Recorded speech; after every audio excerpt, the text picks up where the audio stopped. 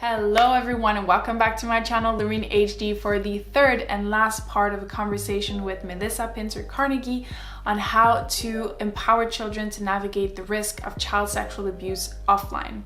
If you haven't watched the two previous episodes, Melissa Pintor Carnagey is a sexuality educator as well as a licensed social worker. She is the founder of Sex Positive Families, which is a resource that helps families raise sexually healthy children using a shame-free, pleasure positive and comprehensive approach. And she's also the author of Sex Positive Talks to Have with Children. So a bit of a recap again, if you haven't watched the two previous episodes. The first one focused on child abuse, child sexual abuse occurrences. What are signs that they might be undergoing, techniques that are used by abusers, and who these abusers typically are. The second episode was on verbal ways that caregivers can adopt to empower children to raise body awareness and also establish clear boundaries when sharing their bodies with others. What we're going to focus on today in this video is unspoken communication. And what I mean by that is the things that we don't verbally communicate with them, but that they still very much observe and learn from us. But taking a step back, parenting is not just about learning the right things to say or the right things to do.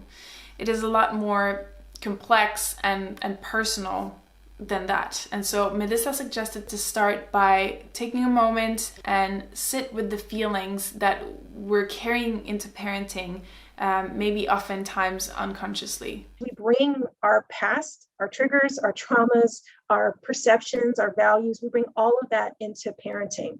And so infancy, toddlerhood, before we may be diving deep into conversations, is a great time to really go inward and assess what are our feelings and our thoughts about these things, what have been our experiences, and how have they influenced our own understanding of our own bodies, our own understanding of safety, of consent. If there are things that happen to us around those certain ages or didn't happen for us, then when we start to see our child coming to those same experiences or those things, those trauma responses and reactions can start to come, and it's an ongoing journey. And it's not just about the direct conversations that we're going to have with our children. I love this last sentence. It's not just about the direct conversations that we're going to have with children.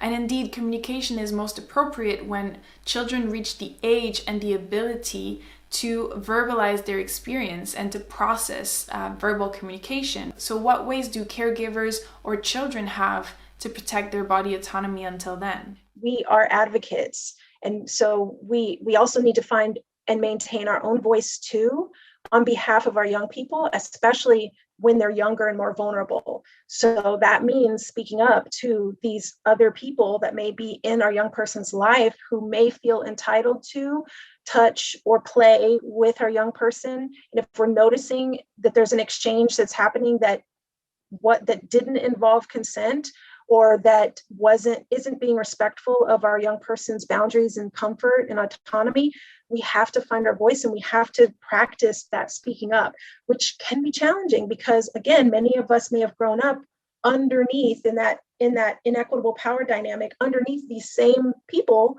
who felt entitled to our bodies and our time for their pleasure, right? And so if we want to create a different experience, then there is also great healing that is there for us to be able to start to find our own voice and to communicate those boundaries on behalf of our young person. And our young person will see that, they will observe that, and that will send a consistent message to them that they too have the right to be able to say no. If they're watching us just watch, essentially, as their boundaries are being violated, that does not send a consistent message. So what I'm hearing from Melissa is that when we practice what we preach, we not only can heal past wounds of caregivers who probably didn't feel comfortable to advocate for our own boundaries when we were little, but we're also sending children a clear message that our talk is walkable. So what other behaviors do we have to keep in check to make sure that we tell a consistent story on how to approach consent? How are we interacting? Because our children will observe that.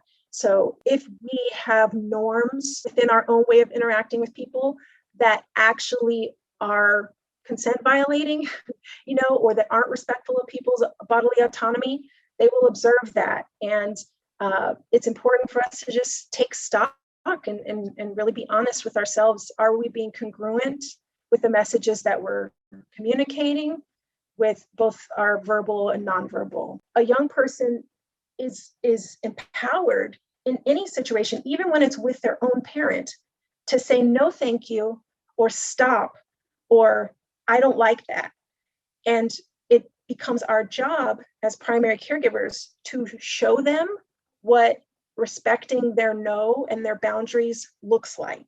So if we're not respecting those everyday boundaries that they may express and communicate, then we ultimately are part of grooming them for abuse, ultimately, or for someone else to violate their space, their boundaries.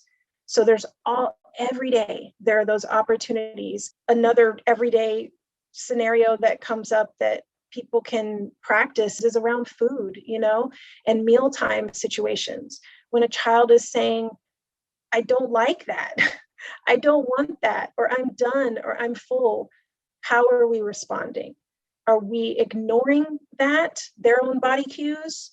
Are we not believing them? Are we honoring at times what that is and means to them? Or do we keep giving them that broccoli or whatever that they said they don't like because we think that that's what you need in this moment, or because they need to eat that in order to soothe our own anxieties related to whether they're eating enough or the right things and all that stuff? It's not just about those instilling fear. It's about supporting their empowerment and allowing them to stay connected to their body and their awareness of their own body. Okay, raise your hand if you've ever been guilt tripped into finishing your food because your caregiver would be sad if you didn't.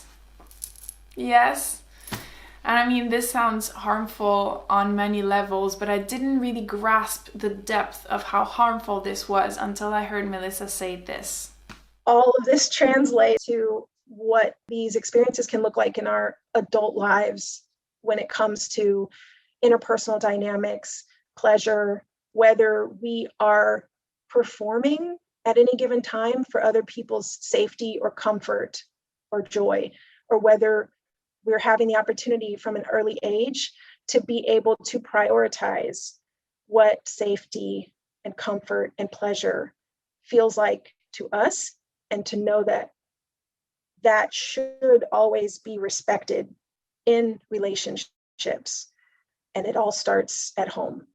This concludes our third and last episode of this 3-part series dedicated to empowering children to develop body awareness and equipping them with tools to assert their boundaries with the people present in their everyday life. If you are a caregiver, please let me know in the comments below the part that resonated with you the most. And don't forget to leave a thumbs up if you found this video valuable, and subscribe to my channel if you haven't done so. That's it. Thanks for watching. Thanks, Melissa, for your time and your insights, and I'll see you soon. Ciao.